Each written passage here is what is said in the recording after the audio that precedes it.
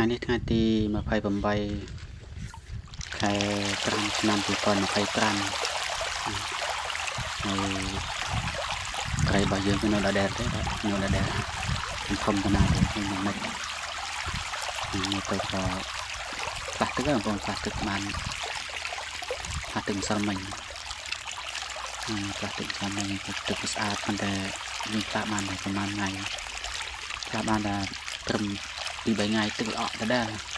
ទឹកខ្មៅទឹកឡើងខ្មៅខៀវនៅដោយសារតែ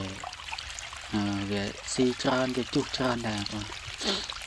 ទីច្រើនជុះច្រើននេះចូលសលេងកតឹងច្មោះដល់ភ្លៀងរងាយពេកកតឹងច្មោះដល់ជាស្រ័យផងយើងត្រូវរបស់យើងបានប្រហែលថាជា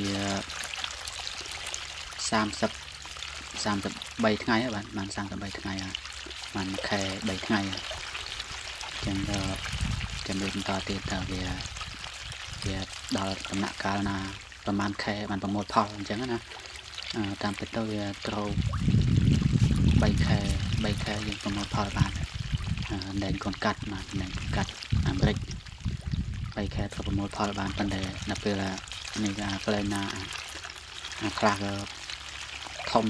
បំផុតប៉ុន្តែក៏ដៃហ្នឹងយើងចាប់បានស្រេស្រង់ចាប់បានមួយអាង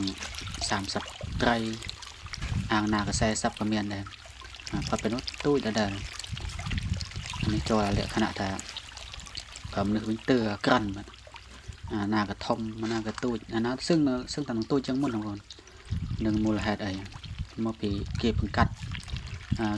មកវាល្អឬក៏យ៉ាងម៉េចក៏មិនដឹងរឿងនេះខ្ញុំសូវច្បាស់ដែរប៉ុន្តែឲ្យចំណៃដូចតានេះដូចតាធម្មតាប៉ុន្តែខ្លះក៏ធំខ្លះក៏ទូចមិននិយាយទៅវាទូចធំផាក់ផែលគ្នាបដិគ្នាមិនសូវឲ្យប្រមាណទេ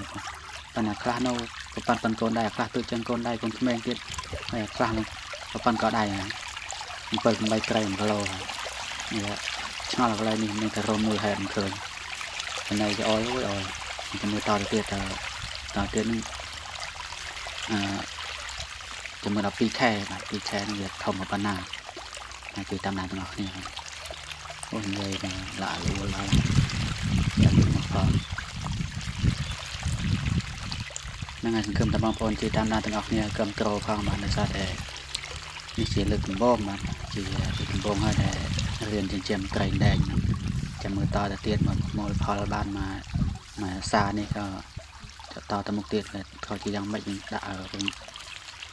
វីដេអូយើងគៀកមកដល់ទីបញ្ចប់ហើយបាទបើមានការខុសឆ្គងមេត្តាខន្តីអធិស្ឋានផងបាទវីដេអូយើងគៀកមកដល់ទីបញ្ចប់សូមអរគុណជម្រាបលាបាយ